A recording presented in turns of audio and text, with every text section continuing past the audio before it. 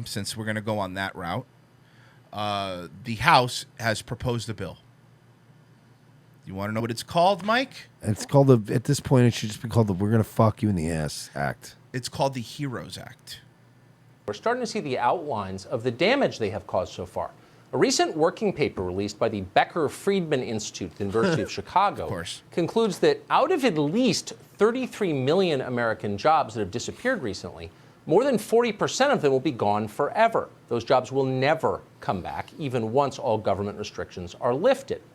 Now, if that turns out to be true, and of course we hope it isn't, but if it is, that would mean nearly 14 million Americans would be languishing in long-term unemployment. For perspective, during the Great Recession of 2008, whose effects we feel even now, job losses peaked at about 10 million. Or anything else is to fix that damage. Everything depends on fixing it.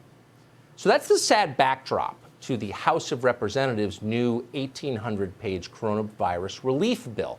Do you think they all read the 1,800 pages? I don't know. Why do they all naturally stand like that? I don't know. Was released today. Anything our Congress does at the moment must first and foremost prevent ordinary people from slipping beneath the waves. And in a statement today, Speaker Nancy Pelosi assured voters that her bill, this bill, will do just that.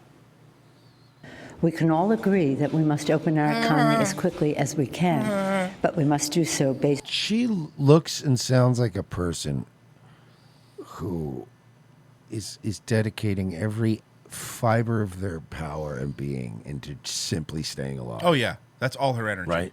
Yeah. Like, it just looks like somebody who, if she stops focusing for 1 second, she's going to die. And she's just holding it together.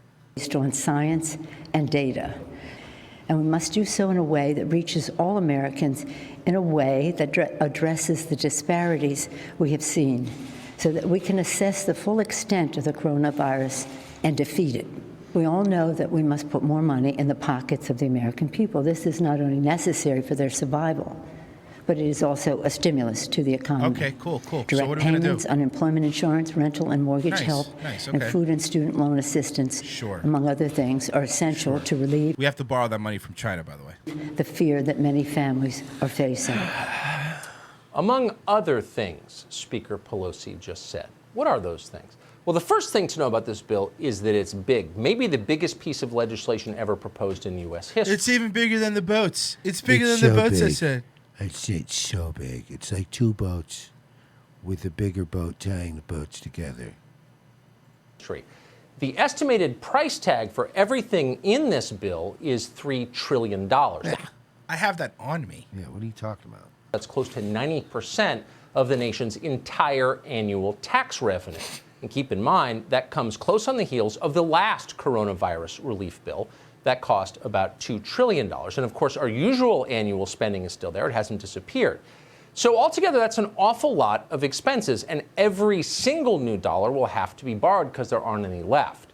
That means that when the smoke clears from all this spending, only China will be able to bail us out. They'll have to. They're the only ones who can afford it. It's true. They are. No one else could afford to bail us out. China has the strongest balance sheet in the world. At that point, we will be their vassals.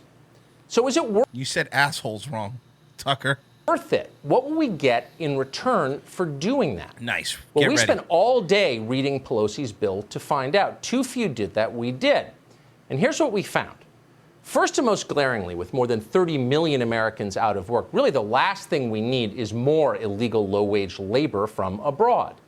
Yet this bill goes out of its way to supply illegal immigrants, who, in case you needed to be reminded, have no right to be here in the first place, with billions in taxpayer dollars. Nice. According to House Democrats, illegal immigrants must have a right to have the $1,200 checks that American citizens received in the last bill.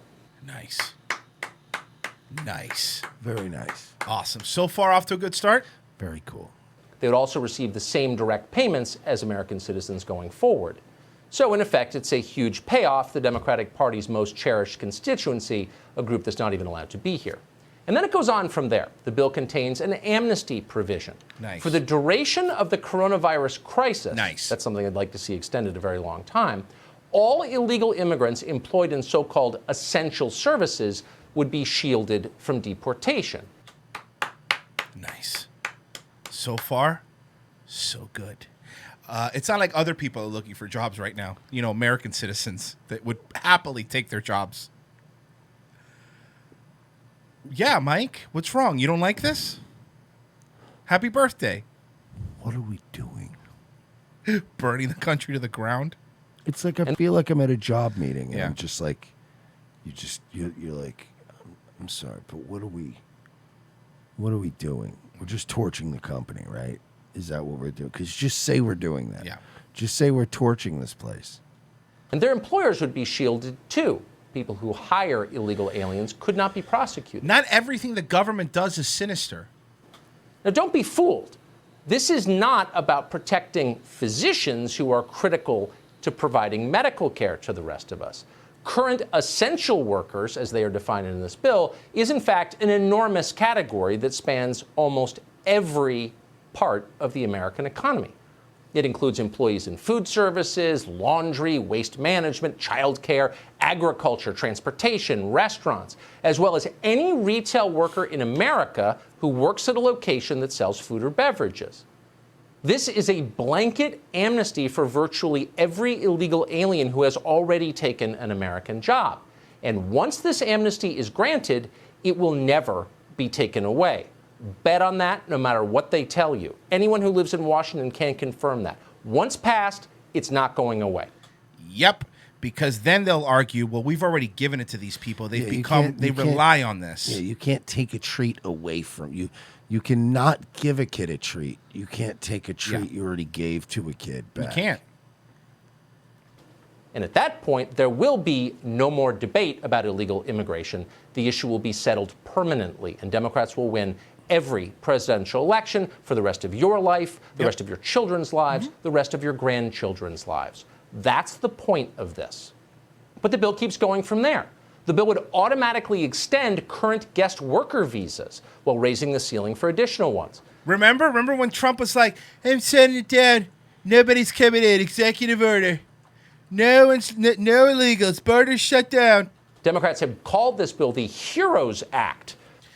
The deceptive fucking names. You want to They've know why been they get doing away this with for years, though. No, It's so funny. But because most people are stupid. That's why. Most people hear HEROES Act and they go, I love heroes. That was, well, yeah, season 1 was good. No, well, you're right. Let's pass it. They're telling you it will help healthcare workers. But as of tonight, thousands of American healthcare workers are being furloughed from their jobs or fired entirely. This bill, remarkably, orders DHS to expedite visa processing for foreigners who want to come to the U.S. and work in healthcare. Thank God, because right now our unemployment is so low that we need to bring people to work here. That's, Bruce, but that's not true. Why? What happened? I haven't been paying attention for 4 months. We have a lot of people laid off. Oh, okay. A lot of people need jobs, right? Yeah, but they're not furloughing health workers now, are they? Across the country. Oh, okay. Got that? American healthcare workers laid off. Now they could be replaced by foreigners willing to work for less. We don't have to guess if that could happen. It's happened throughout American industries. Under this bill, it would happen to our healthcare system as well. Sorry, unemployed Americans, better get used to drawing a government check. That's your future. And then there's the long section in this legislation about drugs. The bill is strongly in favor of drugs, probably because when you're high, you're less likely to think or worry about what else is in the bill. The bill mentions cannabis 68 times. It orders the federal government to produce an annual report on, quote, expanding access to financial services for minority-owned and women-owned cannabis-related legitimate business. Dude. What? If your girl makes fucking CBD salves out of her fucking garage, we got to give them money, dude. So this is only going to help women and minorities in the cannabis industry? Not like if you wanted to start a cannabis? Oh, I'm a white man, Russ. I got you. Businesses. Democrats would like to see more drug sales in minority neighborhoods. That's in this bill. Keep in mind, these are the people calling you a racist. And the bill makes it clear they still believe you are. The bill mentions diversity at least 20 times. It would order all federal government agencies, to the greatest extent possible, to hold deposits in minority-owned banks. Okay, fine, but what does the pandemic and our response to it have to do with race politics? Everything, Sweaty. Do you know how many black people are dying? Spoken like a real white privilege. Fucking dude. white cis male people will never get this. Stupid question. In the Democratic Party, everything has to do with race politics all the time. It's the primary way they get and keep power. Race politics is the only program they have, that and more crime and increased censorship. This bill, believe it or not, also contains a prison break provision. It's like a Saturday Night Live sketch. This bill... No, because this is pretty funny. This is actually making me laugh, so...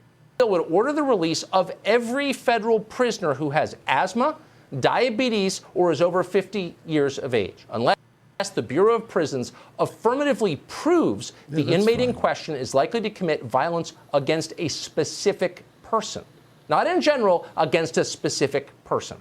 So if you have those diseases or are over 50, now the prison has to go through and prove, even though they've already been found guilty, by the way, by fucking jurors, they have to prove that these people are going to commit a crime against specific people?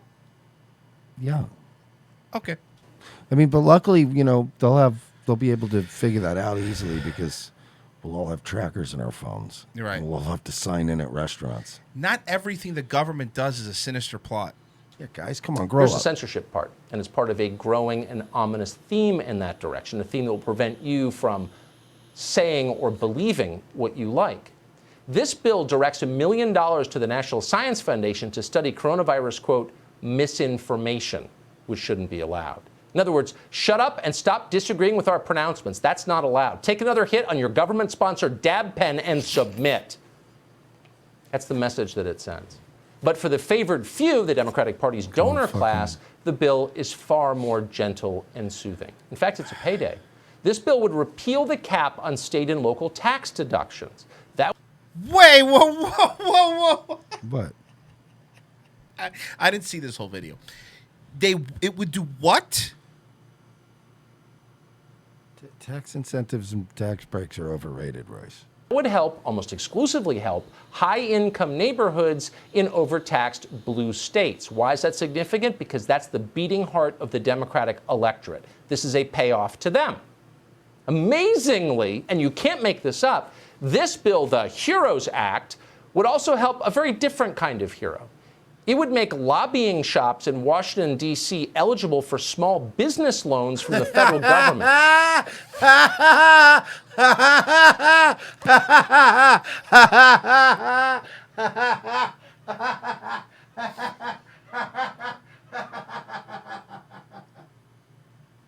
So, this is great. Just give it to them. So the government, give them the money.